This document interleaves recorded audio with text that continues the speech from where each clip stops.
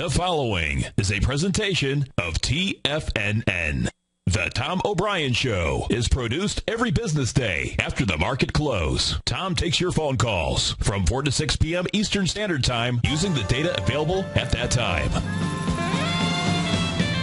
Let's go to Marty in Worcester. Hey, Marty, what's going on? Hi, Mr. O'Brien. How are you, sir? I'm doing great, man. How you been? Oh, can't really complain. First of all, I wanted to thank you for the bargain re-up on the gold report. I've been getting it for quite a while, and for a couple of years there, it was like an insurance policy. I'd say, oh, I got to buy gold, and the gold report would say, oh, no, not yet. And lately, it's like a winning lottery ticket. So it's working really well all around. I appreciate the feedback, Marty. Thank you.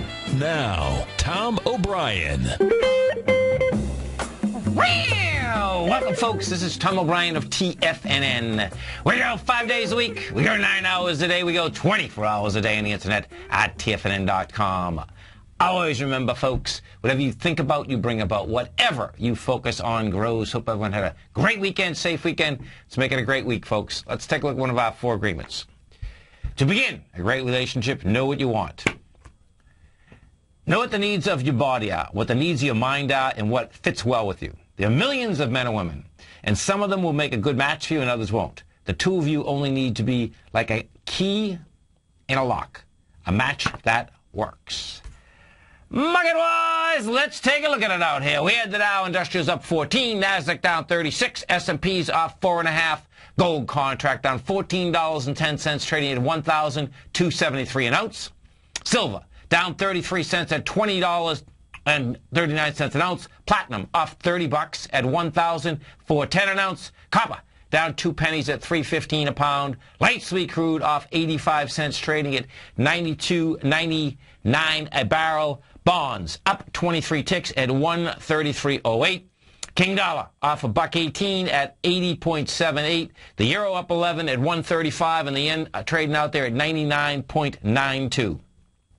Our phone number is 877-927-6648. Give us a call, folks. I know what's going on in your world. In the world of the S&Ps, let's take a look at them. What do you have? Okay. We get to 1802. Big time. 1802. Did 590 million, let's say 600 million. Gave it up at the highs, about 1:30, 2 o'clock in the afternoon. You know, we'll see where this baby shakes. All the indices got the highs. When you go to the Dow Industrials, check it out. Dow evidently wanted to hit that 16,030. You know, got up to that level, gave it up, pulled back. Now the composite. We go over to the composite. Composite also made a high. Composite, however, got back inside its lower range, and that's a big deal. 3945. 3966. We got to 3994. Gave it up, and gave it up, by the way, very quickly. The NASDAQ was showing on the way up that it was weak. It was going sideways. It takes off last Wednesday, gets over the highs, crawls up there Thursday and Friday, stays at the highs, however. Now you're back inside the range. So what that sets up is this. That sets up that it's going to go test the low of, let's see, the 7th. Doesn't mean it has to go all the way down. My take is that it will go lower, but the bottom line is that it'll go after that low out there, which was the 38.55. Bonds. We go over to the bond market. We take a look at bonds. So simultaneously what we had here is that once the market started pulling back, actually bonds were looking pretty good intraday today. The bond market, 30-year was up 22 ticks. 237,000 contracts. She's trading at 133, and we'll see whether she has the volume when she gets up to this 135.24. She's not going to need a lot of volume to launch that baby over that B point.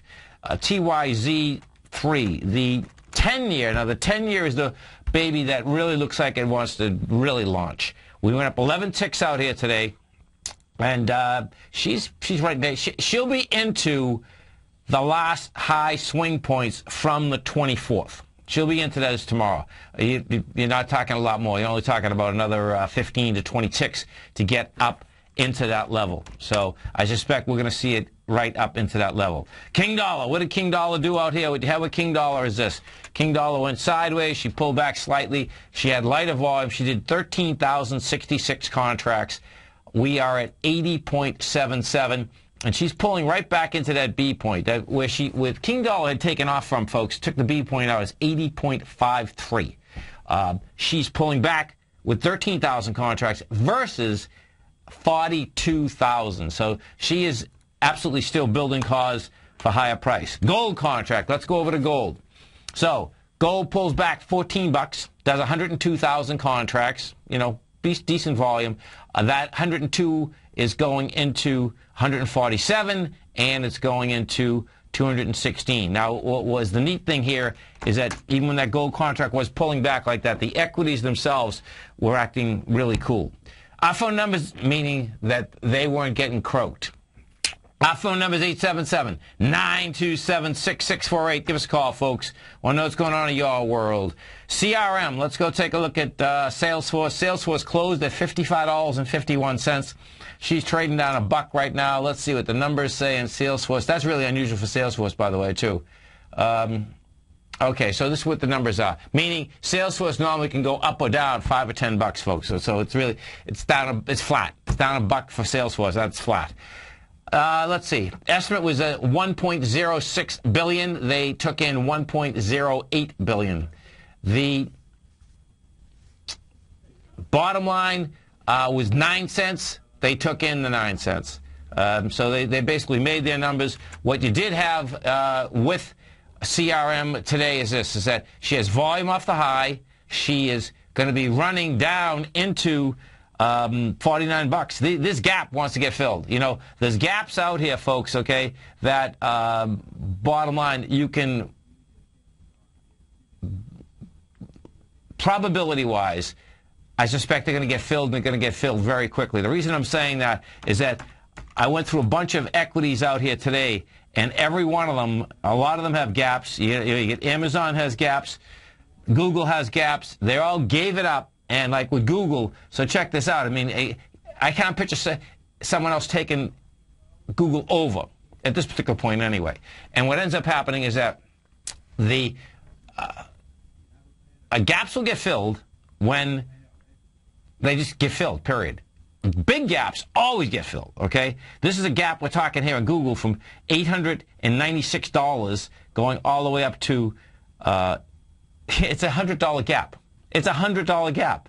That's amazing, okay? So bottom line is that you're going to see those gaps get filled.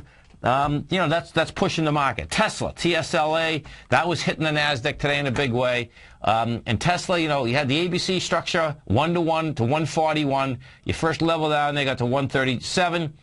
Gets up a few bucks. Bottom line, this has a high volume low that is gunning for at 104 right now. Tesla's in trouble right now, folks. So this is a very, well, what folks can learn, it's a very fast retracement. You don't take your money on equities that have gone up like this. It's always a tough road.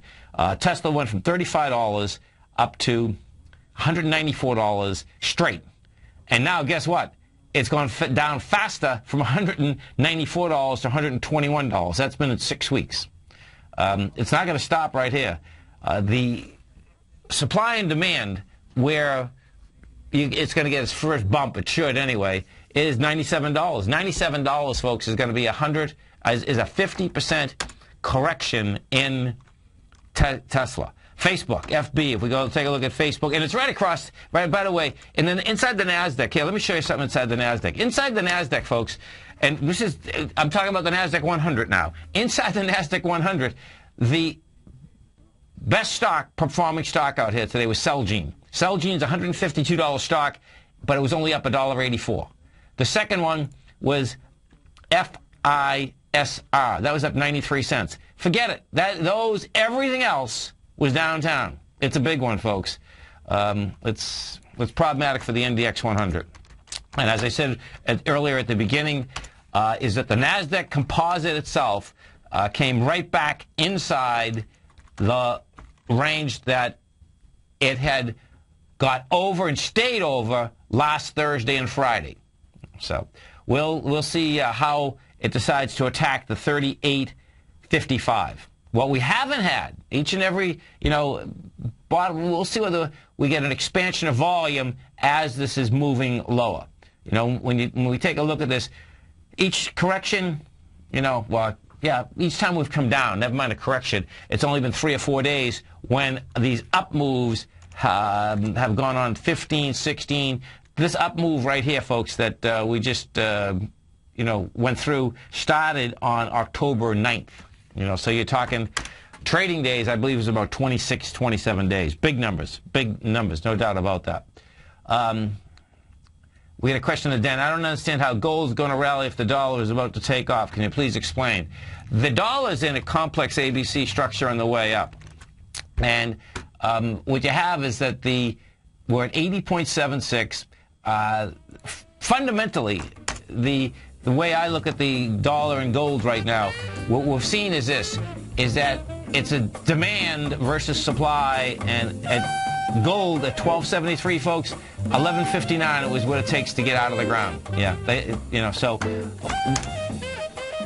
we'll see how the baby shakes out, but I suspect we're going to get movement on both of them. This is Tom O'Brien, this is TFNN. You stay right there. We'll come right back.